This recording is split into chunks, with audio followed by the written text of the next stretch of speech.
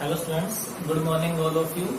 आज हम डिस्कस करेंगे बहुत ही इम्पोर्टेंट टॉपिक को, और वो है हमारी modern periodic law and modern periodic table. ठीक है, हमने अपने लास्ट वीडियो में हिस्टोरिकल डिस्ट्रीब्यूशन ऑफ एलिमेंट्स पढ़ा था कि किस तरीके से साइंटिस्ट ने एलिमेंट्स को अरेंज किया।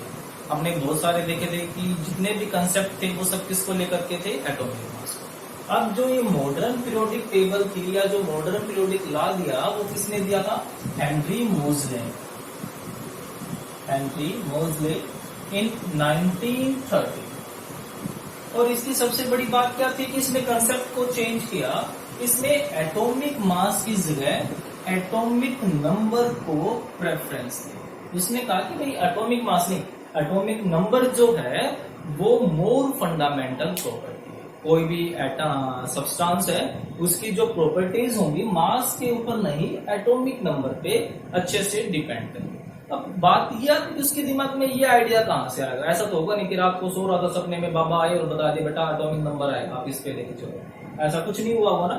तो उसने कुछ ना कुछ तो कंसेप्ट हुआ होगा ना कि जो उसके दिमाग में आया वही एटॉमिक नंबर ही है जो है ना। तो क्या था वो?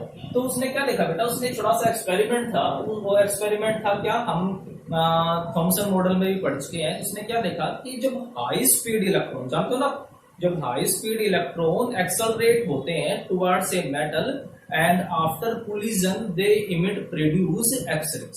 जब हाई स्पीड इलेक्ट्रॉन्स आ रहे हैं, ठीक है, किसी मेटल से टकराते हैं तो वो क्या करते हैं, एक्स-रेज प्रोड्यूस करते हैं। अब एक्स-रेज हैं तो उनकी कोई ना कोई फ्रीक्वेंसी भी होगी। और उसने क्या देखा, the frequency of X-rays, the frequency of X-ray produced after collision is directly proportional to atomic number। मतलब क्या हुआ कि जो फ्रीक्वेंसी थी जो इमिट हो रही थी वो फ्रीक्वेंसी हर मेटल के साथ चेंज हो रही। ठीक है, हमने जैसे उसका एटॉमिक नंबर चेंज किया, एटॉमिक नंबर चेंज किया वैसे ही चेंज होगी। अगर कोई एलिमेंट है जिसका मास हमने चेंज किया, मतलब कि हमने आइसोटोप्स लिए, तब कोई चेंज नहीं आया, तब कोई चेंज नहीं, तब भाई फ्रीक्वेंसी आई। बट जैसे ही मतलब मास पे तो डिपेंड नहीं करी। अगर मास पे डिपेंड करती तो जैसे मैं आइसोटोप दूसरा लेता तुरंत क्या होती, वैल्यू चेंज होती, बट तब सेम रही। और जैसे उसने एलिमेंट चेंज किया, मतलब एटॉमिक नंबर चेंज हुआ, तो वैल्यूज ही क्या होगी, फ्रीक्वेंसी क्या होगी बेटा, चेंज होगी। और ये हम बोर्स मॉडल से भी हम जानते हैं कि जो एनर्जी होती है, बोर्स मॉडल में हमने सीखा था ना कि जब इलेक्ट्रॉन एक लेवल से दूसरे लेवल पे जाता है या दूसरे से पहले लेवल पे आता है, एक्साइटेशन और de excitation, then the difference of energy is equal to 2.18 into 10⁻⁻18 1 by n 1 का स्क्वायर माइनस 1 बाई n2 का स्क्वायर एंड z स्क्वायर। ये पढ़ा था हमने। z here, z is atomic number and energy it is also equal to h nu. तो मतलब कि जो फ्रीक्वेंसी है वो भी यहां से क्या आ रही है, z स्क्वायर। मतलब मैं कह सकता हूं ना कि जो फ्रीक्वेंसी है इस पे डिपेंड कर रही है z। तो ये वो जो कंसेप्ट था, यहां से कुछ आइडियाज आया उसके दिमाग में मोज़ले के कि भाई जो फ्रीक्वेंसी है जो इमिट हो रही है, जो कि प्रॉपर्टी है किसी मेटल की, वो किस पे डिपेंड कर रही है, उसके एटॉमिक। तो इसके बेस पे उसने एक लॉ दिया जिसको उसने नाम दिया मोज़लेस लॉ। तो उसके अकॉर्डिंग क्या था, root of frequency is equal to a Z minus b. ठीक है, जो इसका डेरिवेशन है वो हमारे सिलेबस में नहीं है, और इवन आईआईटी और नीट के लिए भी कोई रिक्वायरमेंट नहीं है। तो हम इतना डीप में नहीं जाएंगे, है ना, बिना मतलब में याद करेंगे और कोई काम का करेंगे। तो ये उसने दिया। तो ये भी सिर्फ इसलिए है कि ताकि हमारे दिमाग में क्लियर हो जाए कि भाई मोज़ले ने ये बात कही कैसे कि जो भी है वो एटॉमिक नंबर है, एटॉमिक मास कुछ भी नहीं है। तो जो ए और बी होते हैं, these are constant and same for all type of element. Constant है और हर एक एलिमेंट के लिए बिल्कुल एक जैसे रहेंगे। Here new is frequency. New क्या होगी, फ्रीक्वेंसी होगी उन रेज की जो इमिट होती है, या ये कह लो कि जब कोई इलेक्ट्रॉन एक्साइट और डी एक्साइट होता है तब जो फ्रीक्वेंसी होगी ये वो। ठीक है, तो ये root of frequency is directly proportional to atomic number. तो जैसे ही आया उसने जो मेंडलीव का लॉ था उसको थोड़ा सा चेंज कर दिया, और मॉडर्न पीरियोडिक लॉ यहां से क्या निकल के आया, the physical and chemical properties. The physical and chemical properties properties of element are periodic function of their atomic number। मतलब कि जो फिजिकल और जो केमिकल प्रॉपर्टी है वो पीरियोडिकली किसके ऊपर डिपेंड करती है, एटॉमिक नंबर। ठीक है, ये था हमारा मॉडर्न पीरियोडिक नंबर। ठीक है, अब आती है हमारे पास मॉडर्न पीरियोडिक टेबल, और ये टेबल इतनी ज्यादा इंपॉर्टेंट है, अगर इसको सीख लोगे तो इनऑर्गेनिक केमिस्ट्री ऑटोमेटिकली बहुत ज्यादा इजी हो जाएगी। ठीक है, तो हम पढ़ते हैं मॉडर्न पीरियोडिक टेबल, या फिर long form of periodic table भी उसको बोल देते हैं। तो पहले तो बात की भी पीरियोडिक टेबल होती क्या है। पीरियोडिक टेबल का सिंपल सा मतलब होता है arrangement of elements on the basis of their properties in tabular form, कि एलिमेंट्स को टेबुलर फॉर्म में अरेंज करना ही क्या कहलाता है, पीरियोडिक टेबल। ठीक है, टेबुलर फॉर्म में, टेबल्स की फॉर्म में। तो अब हमारे पास आता है कि जो हमारे पास है long form of periodic table, long form of periodic table. ठीक है, इसको हम लॉन्ग फॉर्म इसलिए बोल रहे हैं क्योंकि ये जितनी भी टेबल्स थी उनसे बहुत ज्यादा लेंथ थी। ठीक है, long form of periodic table. तो इस पीरियोडिक टेबल में जो मोजले ने ये जो कंसेप्ट लिया पीरियोडिक टेबल का, ये बिल्कुल मेंडलीव से उठाया गया। तभी तो मैं कह रहा था कि भाई ठीक है वो टेबल फेल जरूर हो गई, बट नेक्स्ट जनरेशन को आइडियाज वहीं से मिला। ठीक है, ये नहीं है कि इंसान एकदम से आदि मानव से और आज मॉडर्न मैन बन गया है, तो उसने सब कुछ सीखा है लास्ट जनरेशन से। तो वही चीज तो उसने भी अपनी टेबल को, पीरियोडिक टेबल को डिवाइड किया vertical columns and horizontal periods, या हॉरिजॉन्टल पीरियड्स। ठीक है, तो जो वर्टिकल कॉलम्स थे उनको नाम दिया गया ग्रुप्स, और जो हॉरिजॉन्टल कॉलम्स थे उनको नाम दिया गया पीरियड्स। तो बेटा ये भी नहीं है कि भाई ग्रुप और पीरियड ऐसे नाम दे दिया, हर किसी का एक मतलब होता है। अब ग्रुप का मतलब क्या होता है, ग्रुप एक समूह होता है ना, सिंपल हिंदी में कहूं। और ग्रुप हमेशा किनका बनता है, जिनकी प्रॉपर्टी सेम होती है। कभी देखा आपने कि सड़क पे जो होते हैं डॉग्स है या कुत्ते कह लो, कि जो ग्रुप होता है उसके अंदर बिल्ली घूम रही हो, है ना, कभी देखा तो आपने। जो आकाश में जो कबूतर बैठे घूमते रहते हैं, उनके अंदर कोई कौवा घूम रहा हो, बिल्ली उड़ने लग गई हो, ऐसा नहीं होगा ना। मतलब जो ग्रुप बनता है वो ग्रुप हमेशा किनका बनता है, जिनकी प्रॉपर्टीज एक जैसी होती है, सिमिलर सी होती है। ठीक है, अब पीरियड का मतलब क्या होता है, जैसे पीरियड है एक साल का, है ना, ईयरली, कि एक साल के बाद भाई फिर से न्यू ईयर आएगा, है ना भाई, एक साल के बाद क्रिसमस आएगा, सब कुछ होगा। एक साल के बाद जून वेकेशन आएंगे हमारे पास।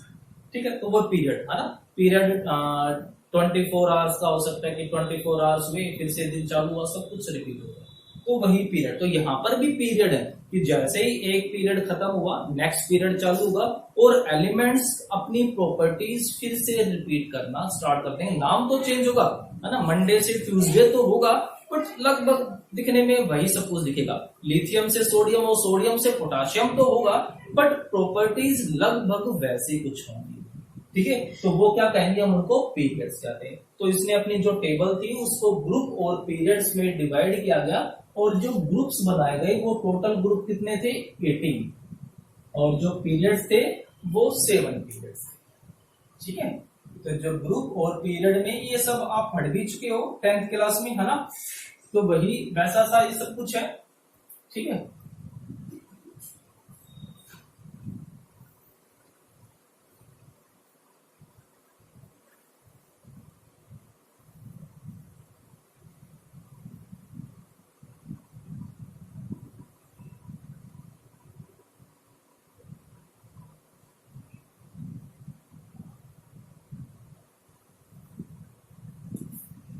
ठीक है, कुछ ऐसा सा।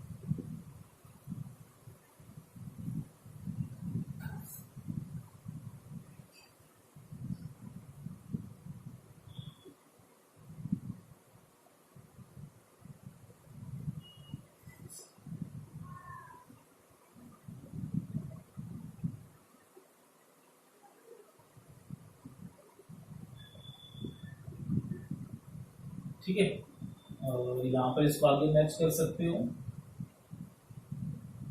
तो ये बेटा ये कौन सा हो गया, ये हो गया हमारे पास फर्स्ट पीरियड। ठीक है, ये हो गया सेकंड पीरियड, ये हो गया थर्ड पीरियड, ये हो जाएगा फोर्थ, ये हो जाएगा फिफ्थ, ठीक है, ये हो जाएगा सिक्स्थ, और फिर लास्ट वाला होगा seven. This is periodic table, long form of periodic table. ठीक है, टोटल 18 ग्रुप्स हैं। ये ग्रुप वर्टिकली ऊपर से नीचे की तरफ, फर्स्ट, सेकंड, और फिर 10 यहां पर आते हैं, third, fourth, fifth, sixth, seventh, eight,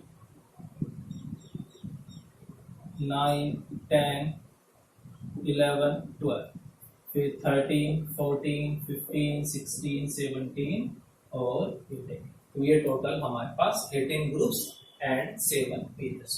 ठीक है, अगर आप इसको जब अपने टेबल में देखोगे, कई बार नेट के एग्जाम्स में भी इनका दूसरा नाम पूछा हुआ है। जैसे इसका नाम मैं नीचे लिख रहा हूं, इसको हम क्या बोलते हैं, फर्स्ट ए, ऊपर लिख देता हूं, इसको सेकंड ए, इसको थर्ड ए, इसको फोर्थ ए, इसको फिफ्थ ए, इसको सिक्स्थ ए, इसको सेवंथ ए, और इसको एट्थ ए, इस तरीके से। ठीक है, इस तरीके से इसको first B, second B, third B, fourth B, fifth B, sixth B, seventh B, और इन तीनों को 8, 9 और 10th को 8th बी। तो दिमाग में क्वेश्चन आता होगा कि ये नाम कहां से आ गए, first A, second A, first B, second B. तो जब आपने अगर ध्यान से देखा होगा तो बेटा ये नाम्स आए हैं हमारे पास मेंडेलीव टेबल से। मेंडेलीव टेबल ने अपने ग्रुप्स को दो सब ग्रुप में बांटा था, फर्स्ट ए और फर्स्ट बी, ए और बी के अंदर। तो ये बिल्कुल वहीं से उठाए गए नाम। ठीक है, और ये जो 1, 2, 3 है, ये सारे के सारे नाम कहां से आए हैं, ये हमारे मॉडर्न टेबल से। ठीक है, तो ये टोटल 18 ग्रुप्स होते हैं हमारे पास। तो जो हमारे पास जो फर्स्ट पीरियड है, अब दूसरी बात जो इंपॉर्टेंट है, जो बच्चों को कंफ्यूज भी करती है कि भाई जो फर्स्ट पीरियड है उसमें सिर्फ 2 ही एलिमेंट होते हैं, हाइड्रोजन और हीलियम। बाकी का पूरा ये क्या होता है बेटा, वैकेंट होता है।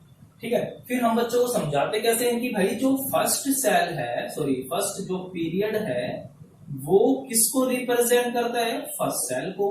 अब फर्स्ट सेल में कितने इलेक्ट्रॉन होते हैं, हमें पढ़ा हुआ ना बेटा, ये 2n स्क्वायर। n का मतलब सेल, कौन सा सेल है, फर्स्ट सेल है तो 1 का स्क्वायर, तो 2, तो इसलिए पहले में 2 है।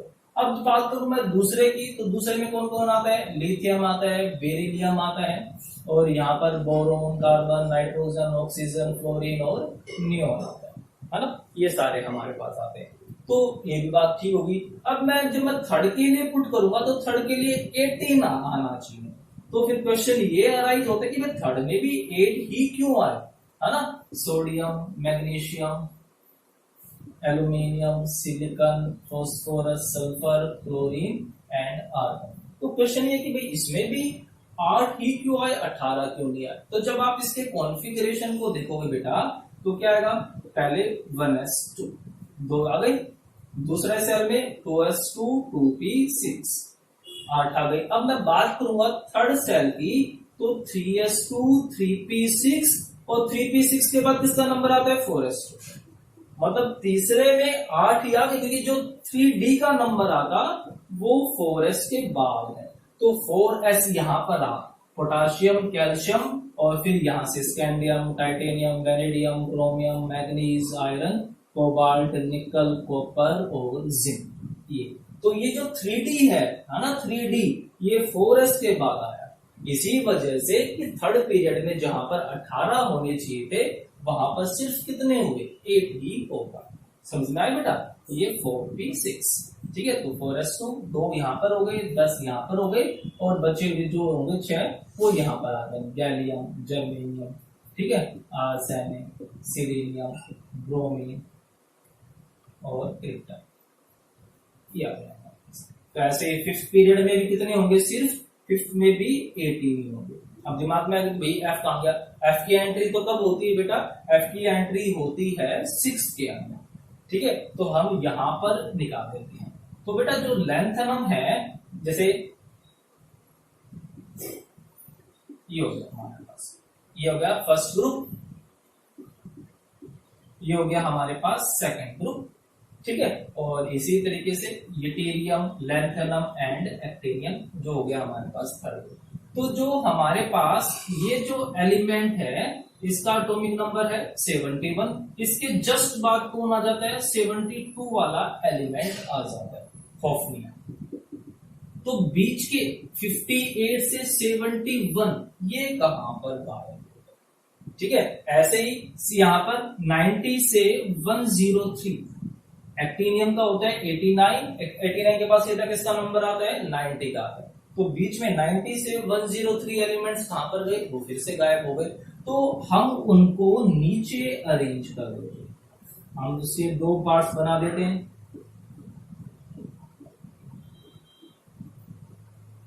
ठीक है, इस तरीके से।